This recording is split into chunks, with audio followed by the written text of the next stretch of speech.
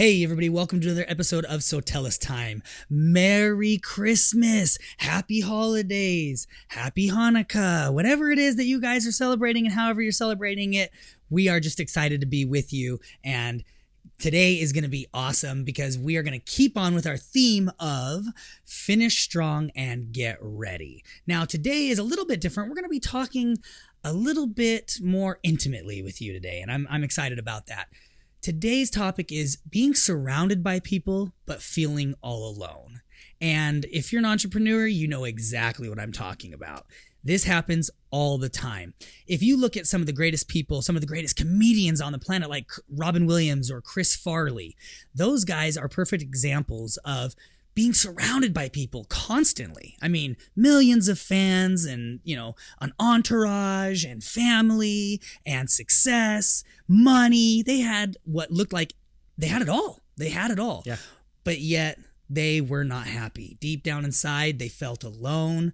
They were depressed. It got to them and it happened for too long. And we all know the stories, which unfortunately are very sad. They are missed because they were hilarious. But it is a perfect example of being surrounded by people and feeling all alone. And as entrepreneurs, we can feel the same way. It's like we are on this island all by ourselves. And even though we have employees and we have family and we have clients and we have partners out there, and we can still feel like we're all alone in the day-to-day operations or in the long-term goals. It can be really frustrating and we can be exiling ourselves to this island. So we want to talk about how do we, see and deal with the fact that, it gets very lonely as an entrepreneur.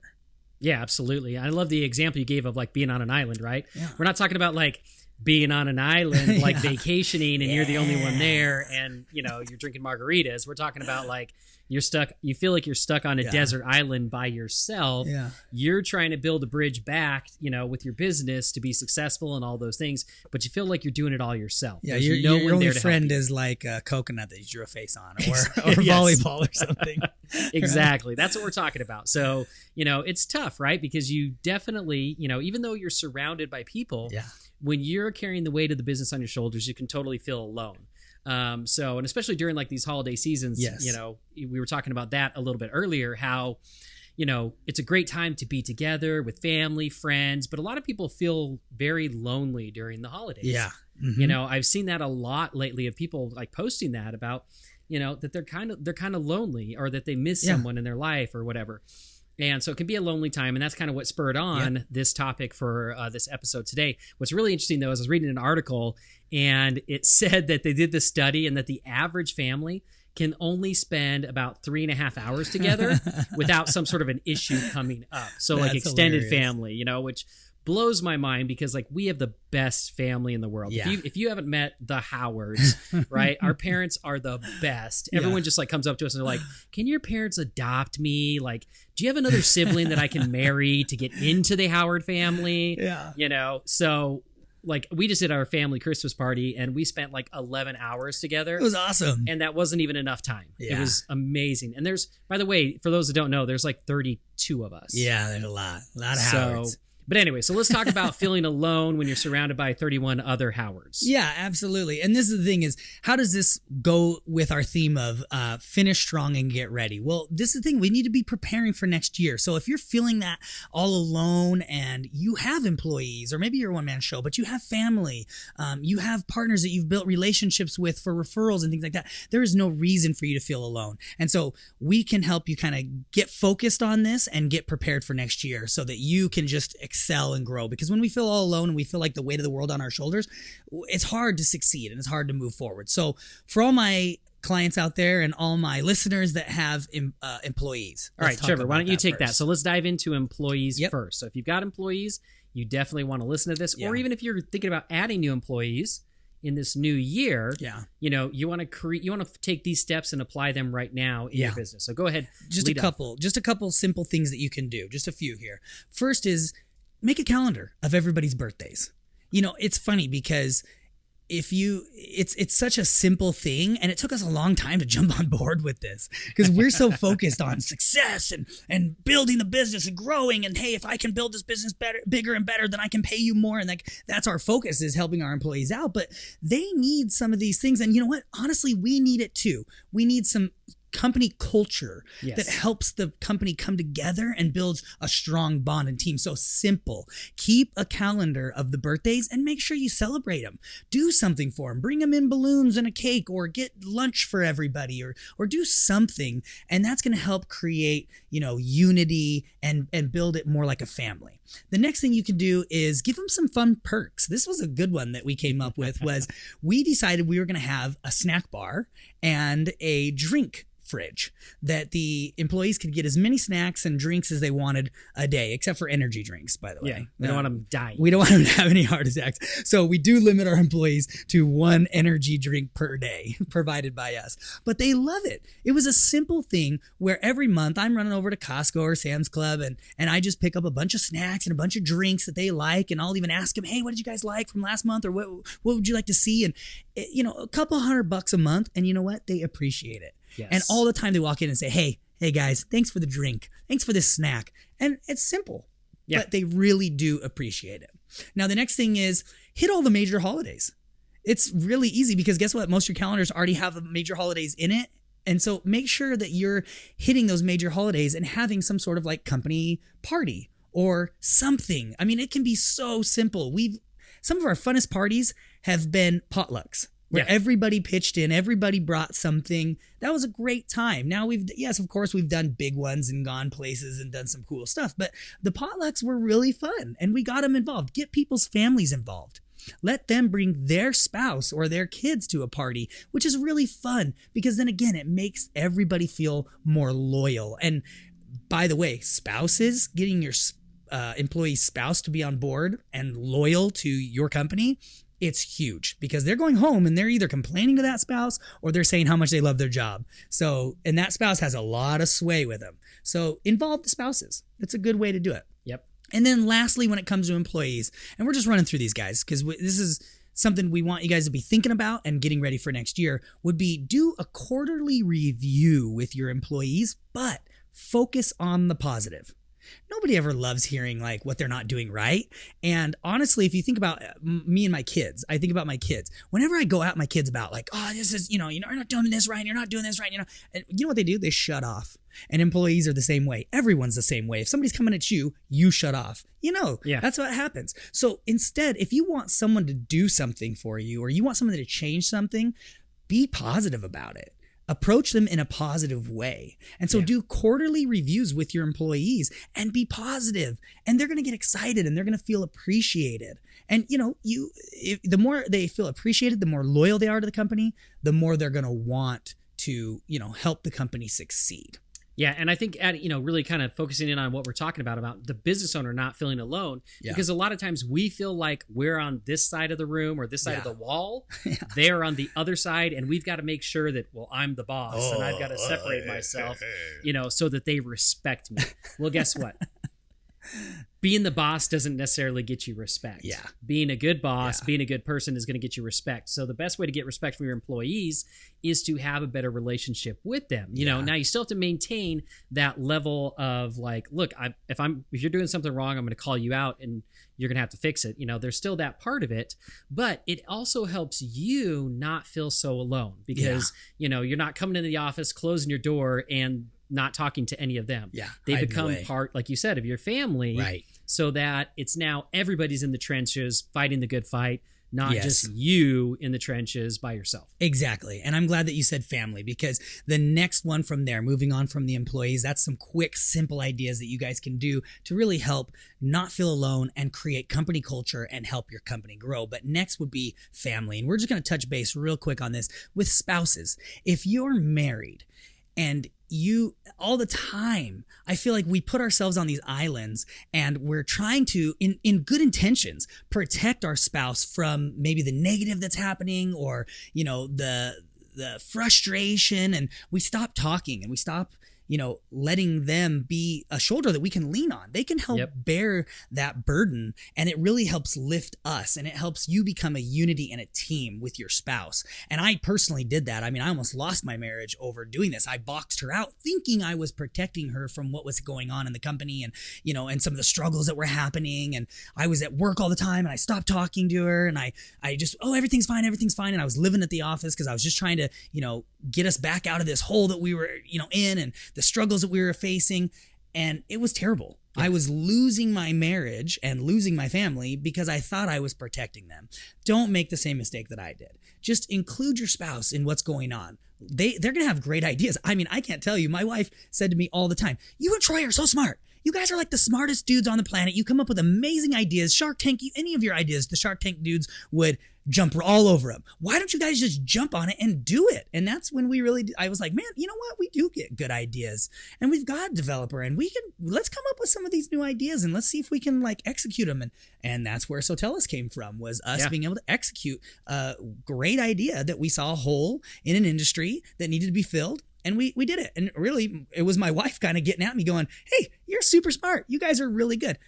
I probably would have never pulled the trigger and taken the risk that we did when we did if she wasn't there to help kind of push that and poke and prod at that. Yeah. And I think a lot of times we maybe look at our spouse and we go, well, she doesn't have any business experience. She doesn't know business, right? That's okay. Because you know what your spouse probably does know? Being a consumer. Yeah. And she can probably look at what you're doing and be like, you know what? That's stupid because as a consumer, I wouldn't like that. That's right. Or have you ever thought of doing this to make your customers happy? Yeah. Now, again, you're not including your spouse maybe in every business decision, right? That's not what we're saying. Because you're the business owner. You've got 100% of the picture in your mind. That's right. And of what's going on and your finger on the pulse of the business. But by sharing the burden with them a little bit, you're able to relieve some of that pressure off yourself. Yes. And you're also able to have somebody in your corner. That's right. And that's really important. Sometimes all you need is to know that there's someone back there with your back behind you.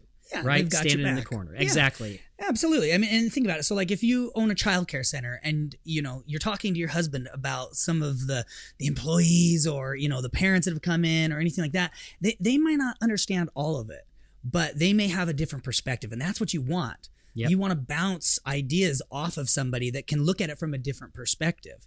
And I'll tell you what, for all my guys out there, when it comes to organization, nobody knows organization better than your wife.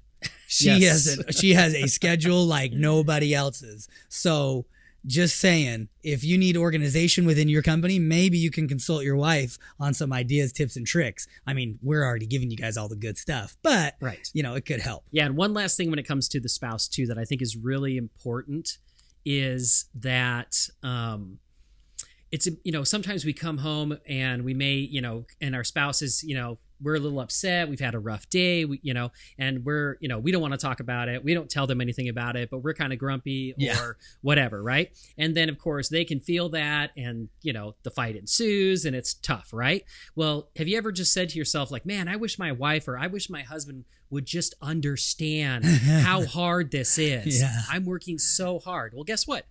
If you're not talking to them about it, then how would they know how hard your day is? Yes. Like, I can't tell you how many times that I've come home and been like, oh my gosh, today was so hard. And I just very quickly fill my wife in. In fact, what we usually do is it's about a 30-minute drive home for me.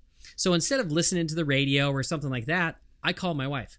And she tells me about her day. I tell her about my day. That way we get to spend some time together, talk about our days, help each other out before I walk in the door and the kids are running around going crazy trying to, spend time with dad who's been gone all day. So if you want your spouse to understand you and be cognizant of what you're going through, open up.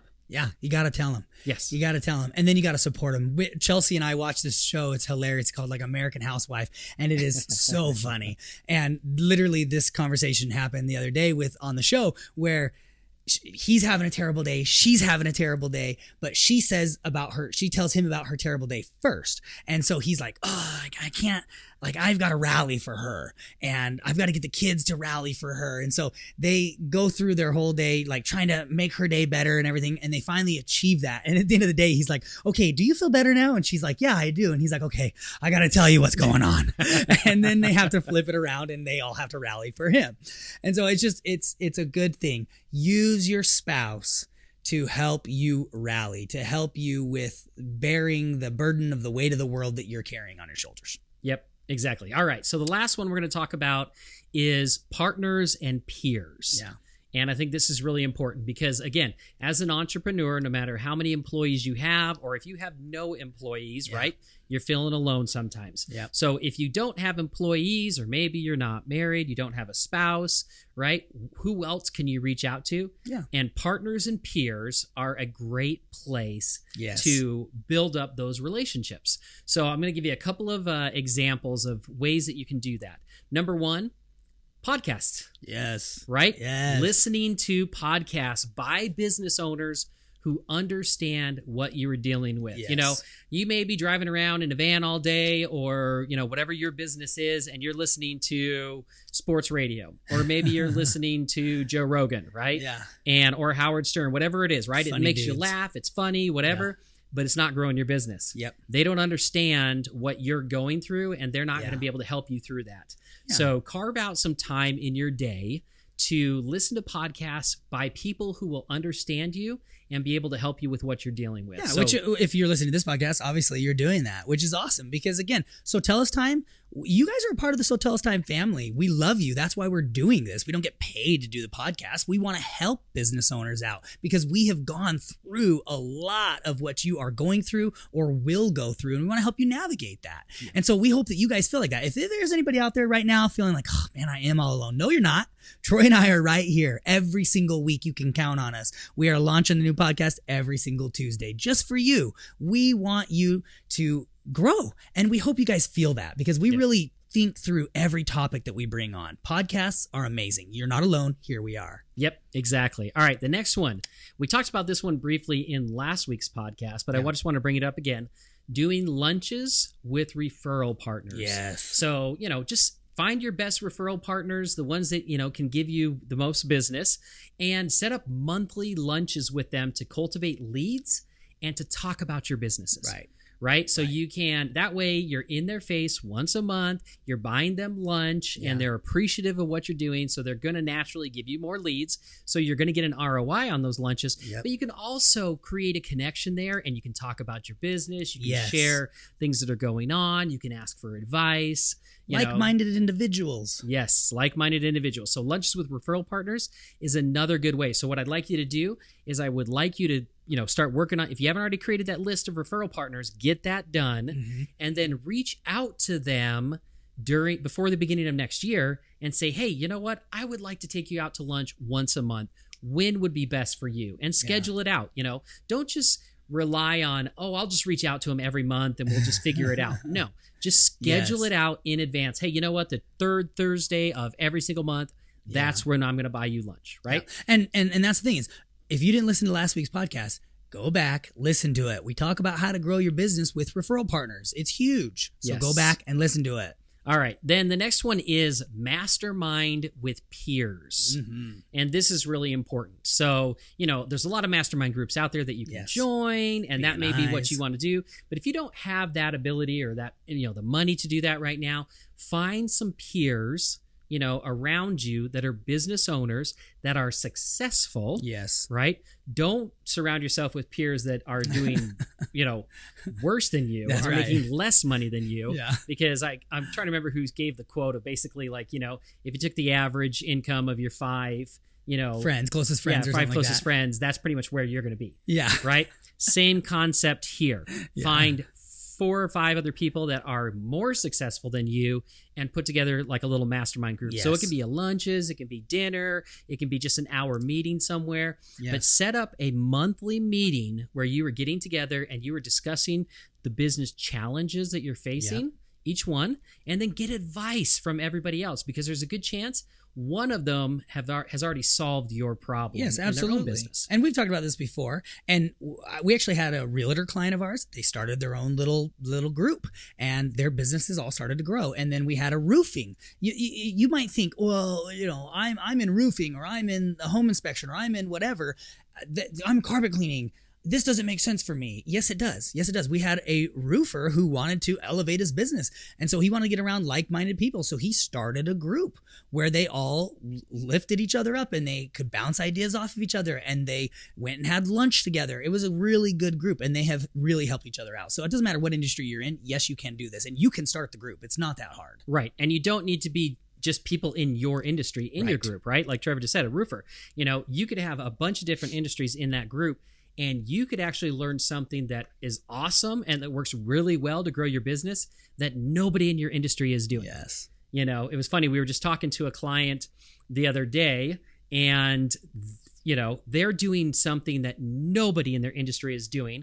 They saw somebody else doing it in a different industry. They applied it to their industry, and they're rocking it. I'm not going to say what it is, because that's like their little secret. And their business is growing like crazy.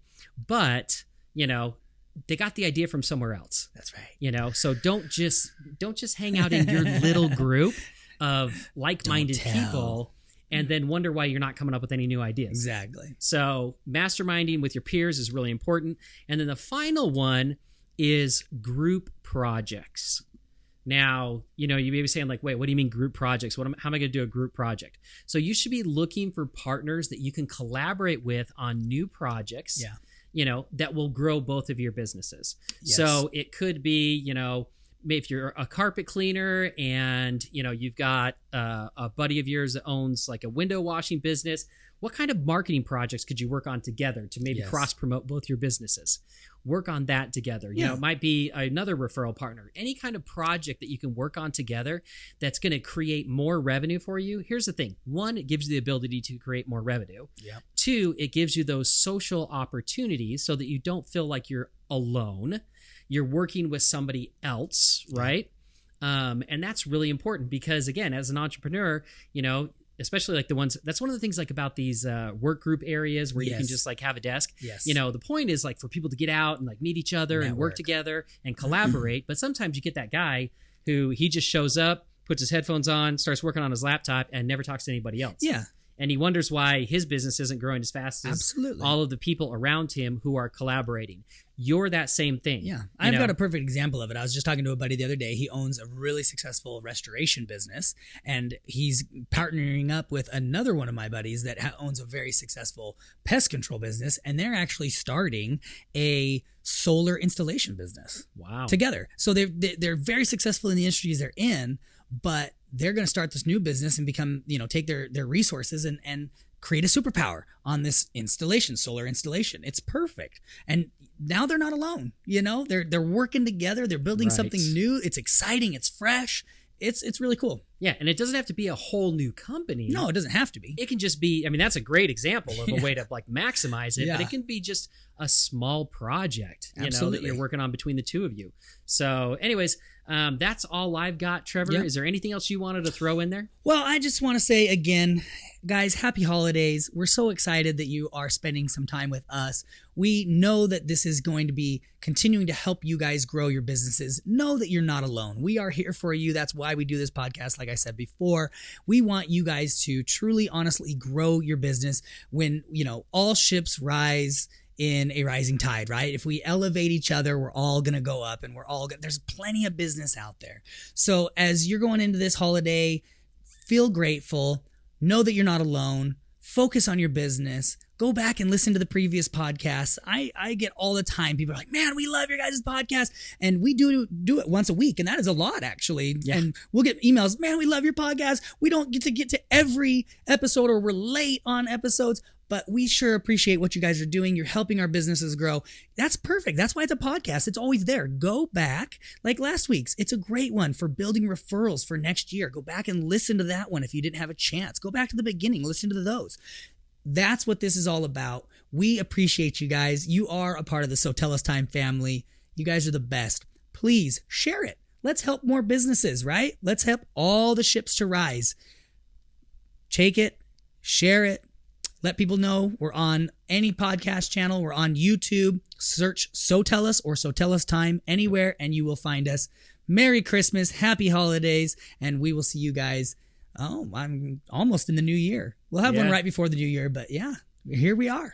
All right. We'll see you later, guys. Have a good one.